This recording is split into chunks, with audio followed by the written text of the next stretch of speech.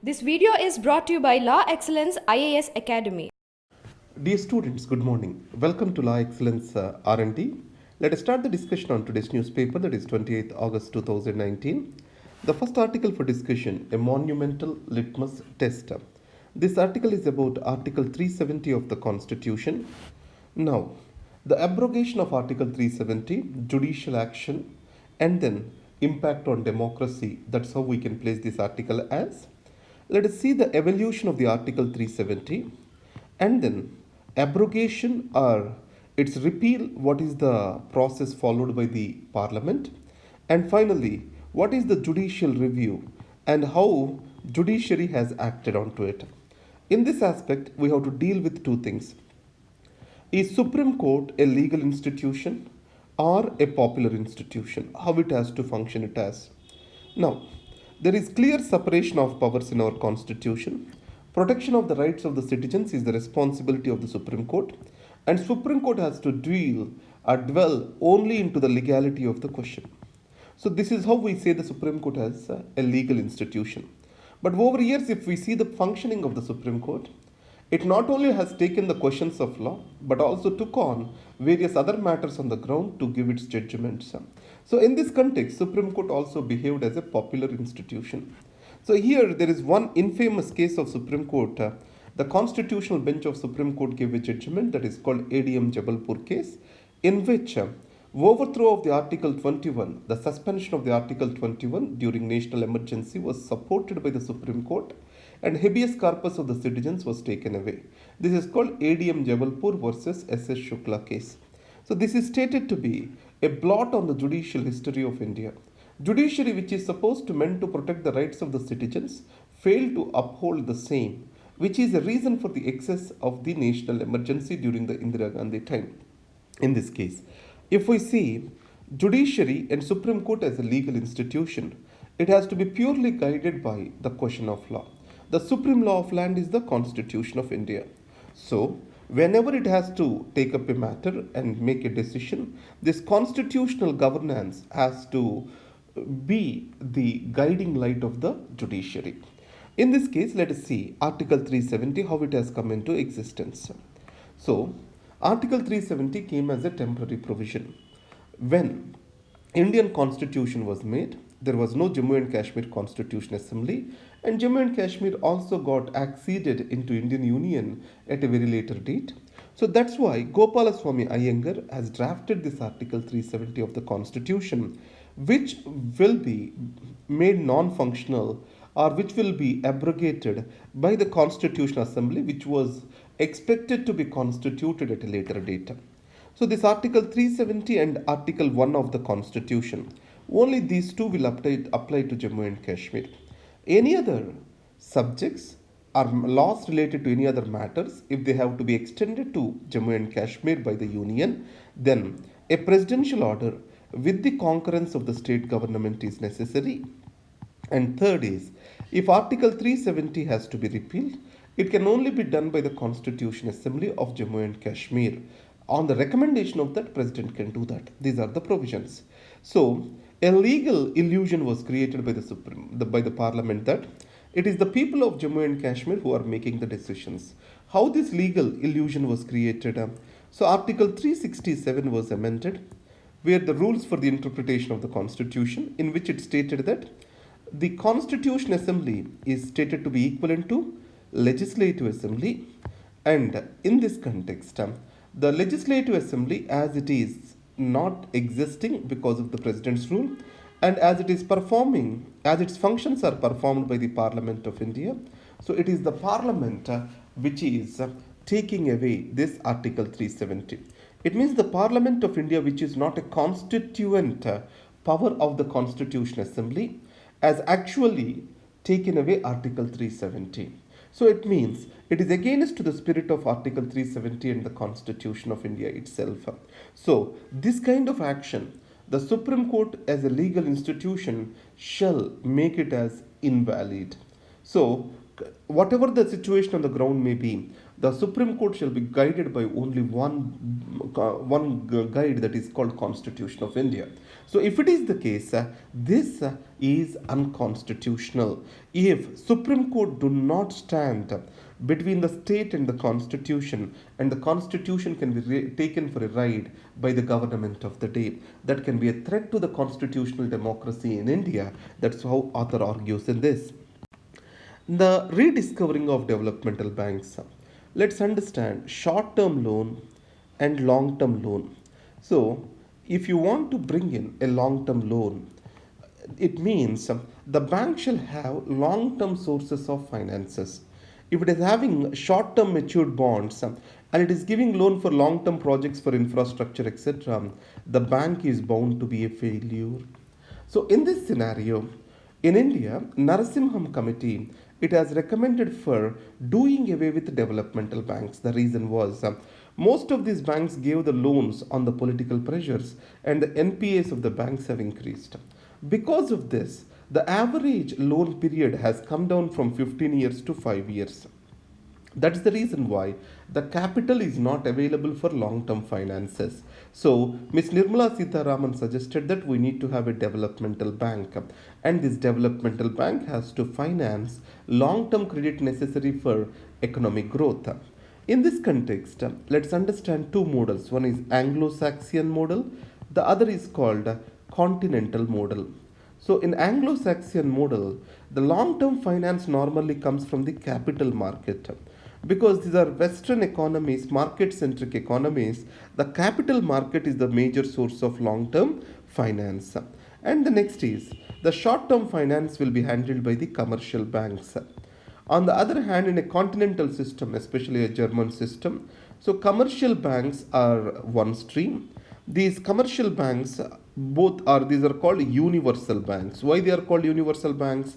They perform both the commercial functions and also this developmental finance. So in this case, these universal banks where everything is been brought into one single thing was existing in India before Narsimhan Committee. It has been done away with. And the second is here the state will play an active role for the underwriting of any problems related to the developmental loans. So market and state are taking responsibilities. Here the state plays a major role in the continental system. So in India, which system is good for? So capital markets, if they are well developed, we can give the responsibility of infrastructure, long-term infrastructure to them. But in the case of India, the capital market is not so stable and not so well developed. That is one thing. And second thing is, in any developing economy, the state has a role to play. So that's why let us provide for a greater role for the state. How the state can provide for a greater role? So it can establish a developmental bank, and it can give it necessary seed capital, or it can incentivize the people through tax incentives to providing for money to the developmental banks and depositing money with developmental banks. And the third thing is these developmental banks also has to get money from various sources of private sector. So the developmental banks majorly can come through tax incentives or through commercial banks itself through something called statutory limits, liquidity ratio we call it as. So certain bond investments can go towards the development banks, or private sector can stock their money in the developmental banks, tax incentives to you and me, or through government itself investing as seed capital into the development bank. This is how the money is being sourced for the developmental banks. So in this case, the development bank is a good idea for India because its developmental needs long-term financing, and the commercial banks cannot handle the long-term finance, and it is not viable for them. And the second thing is the developmental banks have to be made in such a way that they do not get the problems of the yesteryears. They need to function independently, and their governance has to be purely guided by commercial aspects. Remembering a painful past. This is about Second World War. So in World War II, Germany, it is out of the Treaty of Versailles, and it is trying to extend its focus on towards France and UK on one side, and then Russia on the other side. Now both of them played a game. The France and UK, they want to make some non-aggression pacts with Germany and get the Germany to focus on Russia. And Chamberlain, so Neville Chamberlain, if I'm not wrong, he was the UK's Prime Minister. What he followed was called the policy of appeasement. And this made an agreement with Germany, which is called Munich Agreement. In this, the Germany will not make any invasion into this. In this process, they dumped their long-term friend that is called Czech Republic, Czechoslovakia.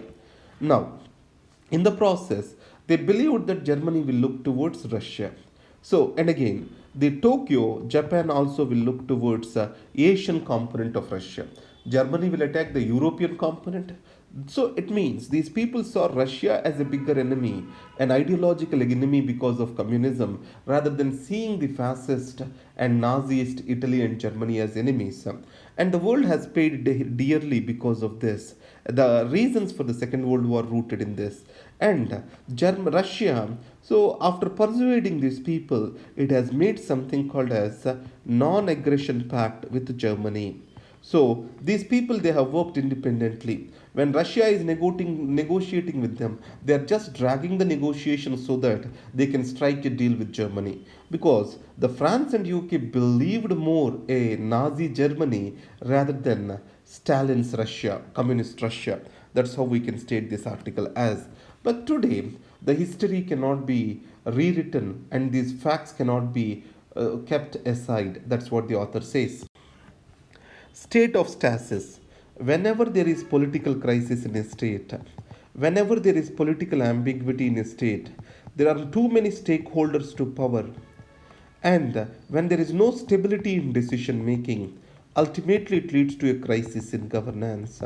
This is what is happening now in Karnataka. Karnataka is got affected through floods, but the government is unable to react as necessary. The major reason is the political crisis which is going on there. The next part is gift from RBI. So the government should put the bonanza in a prudent manner. So you know that a dividend was paid to the government from the RBI through the recommendations of Bimal Jalan Committee to the tune of 1.72 lakh crore rupees. It is the time the government uses this money bounty in a proper manner. So, the Bimal Jalan Committee also has clearly stated that economic stability, need for emergency financial needs, emergency finances, these two are the two guiding forces with regard to the decisions. That's what Bimal Jalan Committee stated. Cooking with gas, not wood. So this is about Pradhana Mantri Ujjwala Yojana. So, in spite of giving cylinders, refilling of the cylinders is not happening. Women cooking on the gas stoves is not increasing. What can be the reasons? There are two major reasons. One is behavioral. The second one is economic. So, especially among the higher income groups in the rural side, they believe that the food cooked on chulla, that is more healthy and tasty. So that's why these people do not encourage, they do not like to go with this, and they do not have any sensitivity towards the health of the cooking person, because they believe that cooking on chulla is also good for their health, as it brings in tears and cleans the eyes. So economically, the people are unable to refill because no subsidy exists on this. In this context, behavioral education and classifying the people as high priority, middle priority, etc., and providing them with various levels of subsidy, and finally making men and women engage in cooking. These behavioral changes can bring in the better use of Pradhana Mantri Ujjwala Yojana. Everyday voyeurism in surveillance state. Today, CCTV cameras are a new reality of our urban life. So, the data and the visuals which are being collected, these are not being properly controlled. That's why they are getting released into the public domain. And these are an invasion of privacy. And many of the personal intimate moments of the people, these are also being collected on the CCTV cameras and spread out in the public domain, and which is causing a lot of embarrassment to those people. So we need to have a clear data protection and policy related to it so that it can be avoided. Process begins to free Jammu and Kashmir leaders in phases. This article you need to understand this process. Whenever there is a question in ethics, how you handle the situation, then how the government is doing, please follow this entire process. Now, government wants to win the narrative in Kashmir, so that's why it is releasing certain political leaders to the Muharram end. These political leaders are expected to act as a breakwaters if any violence is going to creep in. It means they have to raise the narrative of the government and convince the people out there. So, counter narration and narration is one strategy which is followed in persuading the people. Kerala, Tamil Nadu, and Himachal Pradesh top India's Child Well-being Index. It is developed on 24 indicators by a non-governmental organization, World Vision India and Research Institute. So, according to this, the states can take necessary policy actions. More the education in a state is, greater is the child nourishment and well-being in the state. So, the educational outcomes and welfareistic notions have a clear bearing on nurturing the future generations of this country. And finally, have a great day. All the best.